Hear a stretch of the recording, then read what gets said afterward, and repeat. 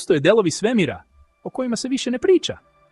Ne mislimo na daleke galaksije ili neotkrivene planete, već na prostranstva unutar nas samih. Na ideje koje su nekada bile zvezde vodilje čovečanstva.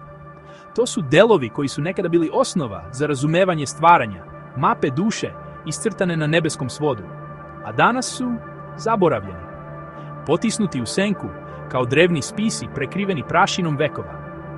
U našoj velikoj, plemenitoj želji da objasnimo sve kroz nauku, da izmerimo, kvantifikujemo i predvidimo, možda smo izgubili ono što je bilo najvažnije, osjećaj čuda. Onaj tihi, unutrašnji treptaj pred beskrajem. Nauka nam danas sa sigurnošću kaže, svemir se širi. I ne samo to, njegovo širenje se ubrzava. Galaksije se udaljavaju jedna od druge sve većom brzinom, jureći ka nepoznatoj sudbini u hladnoj tami. Ali kada je upitamo zašto? Zašto se širi? Koja ga to nevidljiva sila, tamna energija, gura napred? Nauka začuti. Ona nudi jednačine, modele, ali suštinski uzrok ostaje misterija. Ne zna zašto. Sa druge strane, vera u svojim bezbrojnim oblicima od pamtiveka šapuće, sve ima smisao. Svaka zvezda, svaki atom, svaki dah deo je većeg božanskog plana. Postoji svrha u postojanju, ali kada je upitamo kako taj plan funkcioniše, koji su mehanizmi stvaranja, koji su prirodni zakoni koji ga sprovode. Vera nudi parabole i metafore. Ona ne nudi nacrt, ne zna kako. Nauka nam daje mapu bez kompasa, a vera kompas bez mape. Jedna opisuje svet bez značenja, druga nudi značenje bez opisa. Možda se istina, ona celovita istina, ne nalazi ni u jednoj krajnosti, već negde između. U prostoru gdje se preciznost brojeva susreće sa poezijom duše. Tokom istorije, mnogo pre teleskopa i matematičkih modela, svaka velika civilizacija je imala svoje verzije stvaranja. Svoje kosmologije. To nisu bile samo priče za zabavu, već temelji njihovog pogleda na svet, osnova njihovog morala i identiteta. U Mesopotamiji, Sumeri su govorili o bogovima sa zvezda, o Anunnakijima koji su sišli sa neba i stvorili čovečanstvo. Njihovi epovi, ispisani na glinenim pločicama, opisuju kosmičke bitke i nebeska kraljevstva. Drevni Egipćani su vidjeli nebo kao beskrajni okean svetlosti, boginju Nut čije je telo posuto zvezdama. Verovali su da duša nakon smrti putuje ka zvezdama, ka sazvežđu Orion, u potrazi za večnim životom. Njihove piramide nisu samo grobnice, već zvezdane kapije, savršeno poravnate sa kosmosom. A u dolini Inda, mudraci su govorili o ciklusima stvaranja i uništenja, o kalpama, kosmičkim danima i noćima, Brahme. Univerzum se rađa, živi milijardama godina, a zatim se rastvara u ništavilo, samo da bi se ponovo rodio. To su beskonačni ritmovi kosmosa, večni ples Šive. Danas iz naše moderne perspektive te priče nazivamo mitovima.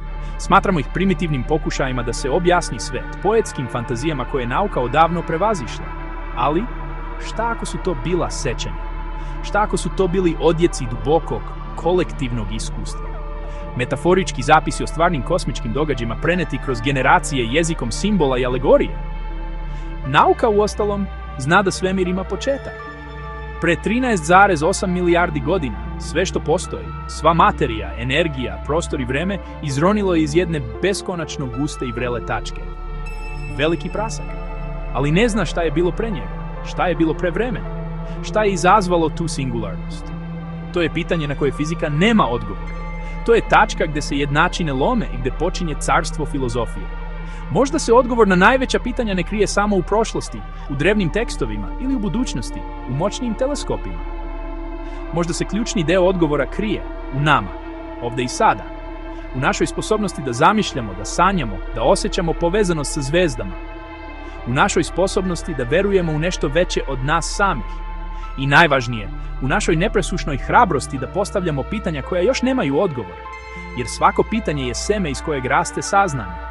Možda zaboravljena istina o svemiru nije neka konkretna činjenica ili formula.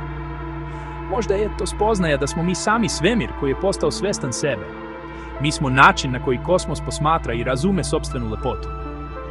Ta istina, dakle, nije izgubljena u beskrajnom prostoru, sakrivena iza horizonta crne rupe ili u nekoj drugoj dimenziji, već je izgubljena u našem pogledu na svet, u našoj fragmentaciji znanja, u odvajanju intelekta od intuicije, uma od srca. Izgubljena je u zaboravu da smo mi, posmatrači, neodvojivi deo onoga što posmatramo. Jer kada nauka dođe do svoje krajnje granice, do zida kvantne neodređenosti ili kosmološke singularnosti, ona ne staje. Tu počinje vera. Ne nužno religijska vera, već vera u red, u smisao, u postojanje odgovora koji tek treba da budu otkriveni. A kada vera traži dokaze, kada želi da svoje unutrašnje osjećanje prevede u opipljivu stvarnost i podeli ga sa drugima, ona se okreće metodi, posmatranju, eksperimentu. Tu počinje nauka. One nisu neprijatelji, već dva krila iste ptice koja leti ka istini. Možda je krajnji cilj našeg putovanja da ponovo spojimo ta dva krila, da izgradimo most između onoga što znamo i onoga što osjećamo, da shvatimo da je svemir istovremeno i jednačina i pesma, i da smo mi i matematičari i pesnici. Vendetta Universe. Granice znanja, granice vremena.